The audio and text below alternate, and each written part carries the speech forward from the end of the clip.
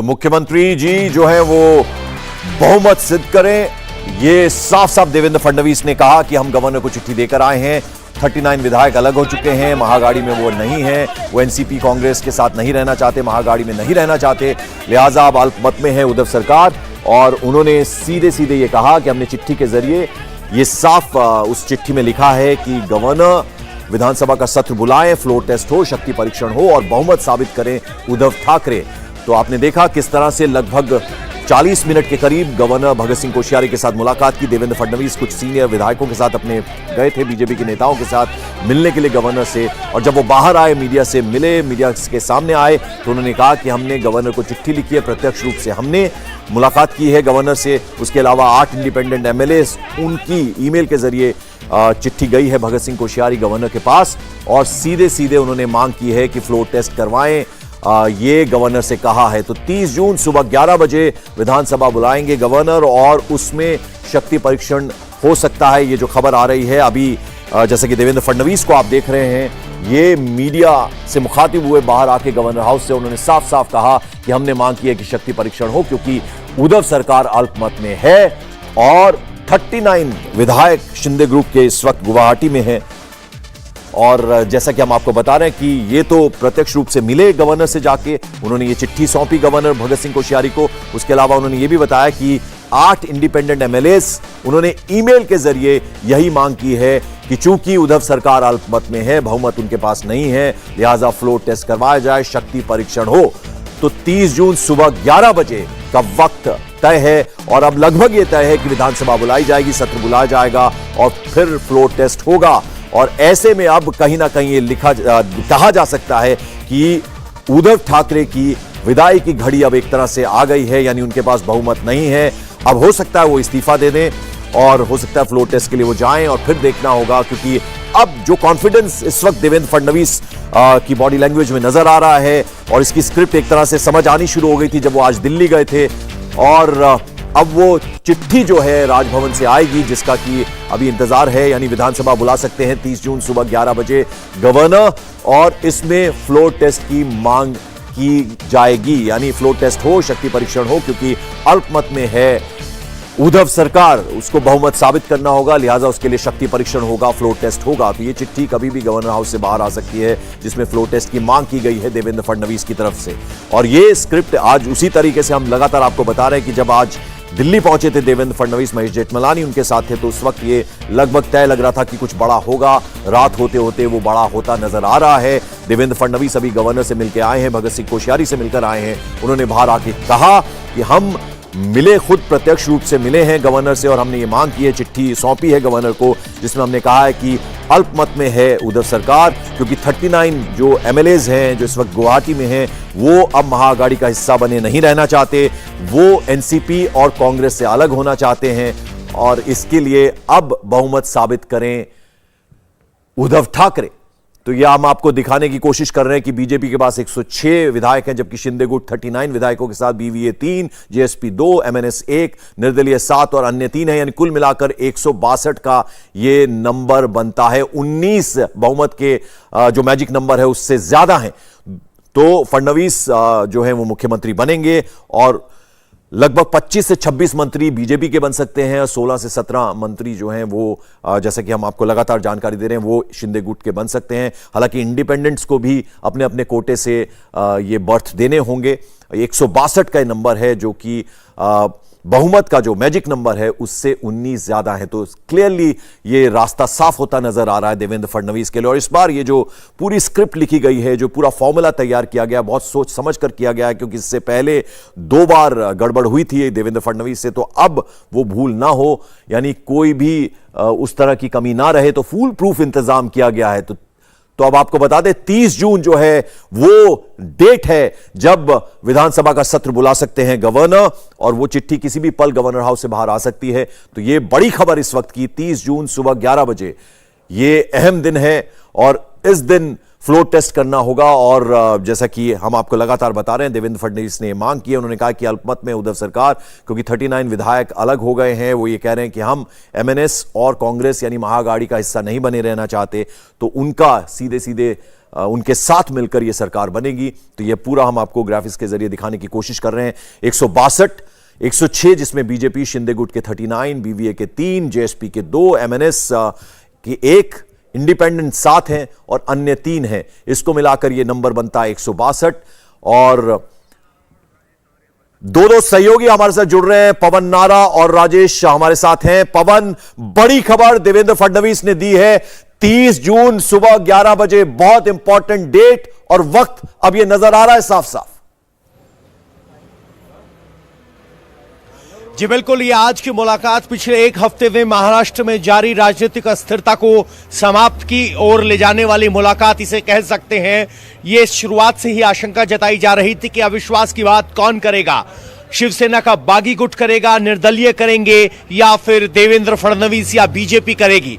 लेकिन देवेंद्र फडणवीस आज दिल्ली पहुंचे थे, उनके साथ वकीलों का एक ग्रुप था, केंद्रीय नेतृत्व के साथ बात करने के बाद वो वापस लौटे और वापस लौटते हुए उन्होंने राजभवन में भगत सिंह कोश्यारी के साथ बात की है। और इस बात के बाद अब ये स्पष्ट हो गया है कि उनकी तरफ से राज्यपाल को बता दिया गया है कि मौजूदा सरकार अल्पमत की सरकार है और मुख्यमंत्री को बहुमत साबित करने के लिए कहा जाए। भगत सिंह कोश्यारी जो खुद कोरोना की वजह से अस्पताल में चले गए थे, वो वापस आए हैं, कोरोना नेगेटिव हुए हैं। और अब देवेंद्र फडणवीस की मुलाकात, यानी जो एक हफ्ते से अस्थिरता जारी थी, उसमें अब क्लैरिटी आने लगी है। अब राज्य भवन की तरफ से पवन, मैं आपके पास लौटूंगा। सचिन हमारे साथ है। सचिन, क्या बड़ी खबर इस वक्त आपके पास? जी देखिए, जो हमारे सूत्र है वो ये कह रहे हैं कि जिस तरह से बीजेपी ने आज मांग की है और 8 निर्दलीय विधायकों ने मांग की है कि सरकार जो है ये अल्पमत में आ गई है, 39 विधायकों ने समर्थन जो है पीछे वापस ले लिया है। ऐसे में अब सरकार को बहुमत सिद्ध करने के लिए कहे, फ्लोर टेस्ट करने के लिए कहे। और जो हमारे जो सूत्र है राजभवन से वो ये कह रहे हैं कि 30 जून का समय, 30 जून की तारीख जो है वो राज्यपाल जो है निर्धारित कर सकते हैं। उस तरह का पत्र जो है वो उद्धव ठाकरे मुख्यमंत्री को भेज सकते हैं कि 30 जून के दिन जो है आप फ्लोर टेस्ट के लिए सामने आए, इसका सामना करें। तो ये जानकारी हमें मिल रही है अपने सूत्रों से। हालांकि ये अब राज्यपाल का निर्णय है कि राज्यपाल जो है वो उन्हें कब ये फ्लोर टेस्ट के लिए बुलाए। लेकिन जो जानकारी मिल रही है कि बीजेपी भी ये चाहती है कि अगर सरकार के पास बहुमत है, सरकार कह रही है कि हम सरकार अभी भी चला सकते हैं, तो उनको कभी भी किसी भी वक्त जो है वो आप राज्यपाल जो है वो बुला सकते हैं। ऐसे में अब उन्हें एक दिन का समय दिया जाए, इस तरह की मांग जो है बीजेपी ने की है। तो अब देखते हैं कि राज्यपाल क्या है 30 जून को उनको बहुमत सिद्ध करने के लिए बुला सकते हैं क्या। लेकिन ये जानकारी जरूर मिल रही है कि 30 जून को जो है वो फ्लोर टेस्ट के लिए राज्यपाल मुख्यमंत्री को कह सकते हैं कि आप जो है बहुमत सिद्ध करें। जी बिल्कुल। और राजेश, तस्वीर अब लगभग साफ होती नजर आ रही है, यानी बाजी हाथ से जाती हुई नजर आ रही है उद्धव ठाकरे के। लेकिन जिस तरह से जल्दबाजी में उन्होंने फटाफट मंत्री बदले और कुछों को और अतिरिक्त प्रभार दिया गया, ये पूरी एक्सरसाइज, यानी कहीं कुछ उम्मीद अभी उन्हें फ्लोर टेस्ट में नजर आ रही है क्या? बिल्कुल नहीं। अभी थोड़ी देर पहले आदित्य ठाकरे से हमारी बात हुई, मातोश्री पर वो अपने घर पहुंच रहे थे। हमने उनसे बात की, हमने उनसे पूछा कि फ्लोर टेस्ट के लिए आप तैयार हैं क्या। उनका कहना था कि पहले हम मोरालिटी टेस्ट करेंगे, उसके बाद फ्लोर टेस्ट में जाएंगे। शाम को हमारी प्रियंका चतुर्वेदी से बात हुई, उनसे भी हमने यही सवाल पूछा कि फ्लोर टेस्ट के लिए तैयार हैं क्या। उनका कहना है पहले लीगैलिटी देखेंगे, उसके बाद फ्लोर टेस्ट में जाना है या नहीं जाना है वो देखेंगे। यानी फ्लोर टेस्ट में शिवसेना नहीं जाना चाह रही, ये बड़े नेताओं के बयान से साफ दिख रहा है। उन्हें यह समझ में आ चुका है कि बहुमत उनके साथ में नहीं है, अल्पमत में उनकी सरकार है। बागियों की संख्या जो है वो 50 के करीब में पहुंच चुकी है, जिन्होंने उनके सरकार से समर्थन वापस ले लिया है। इसलिए फ्लोर टेस्ट में जाना नहीं चाहती है शिवसेना। और बहुत मुमकिन है कि कल या फिर उसके एक दिन बाद अदालत का भी दरवाजा खटखटाया जाए, क्योंकि कल जब सुप्रीम कोर्ट में सुनवाई हो रही थी तो अदालत ने जब 12 जुलाई का वक्त निर्धारित किया था डिस्क्वालिफिकेशन एमएलएस के उस नोटिस के ऊपर, तब इनके तरफ से वकीलों ने कहा था कि अगर बीजेपी या फिर Eknath Shinde group floor test के लिए जाता है तब क्या होगा। तब सुप्रीम कोर्ट ने कहा था कि हम इस पर अभी कोई डायरेक्शन नहीं देंगे, अगर आपको दिक्कत होगी, अगर आपको लगेगा कि गलत हो रहा है तो आप हमारे पास आ सकते हैं। तो सुप्रीम कोर्ट का रास्ता खुला है। शिवसेना की तरफ से, महाविकास आघाड़ी की तरफ से जरूर दरवाजे खटखटाए जाएंगे। पंकज, बिल्कुल। और पवन, 2 बार कहीं ना कहीं गलती हुई है, धोखा खाया है देवेंद्र फडणवीस ने, तो इस बार छाछ फूक फूक कर पी रहे होंगे वो। महेश जेठमलानी को साथ लेकर गए थे, पूरा फॉर्मूला, पूरा होमवर्क करके गए थे, यानी इस बार कहीं कोई गलती ना हो उसका फूल प्रूफ इंतजाम देवेंद्र फडणवीस ने इस बार जरूर किया होगा, क्योंकि मॉडर्न चाणक्य भी उन्हें एक तरह से कहा जाता है।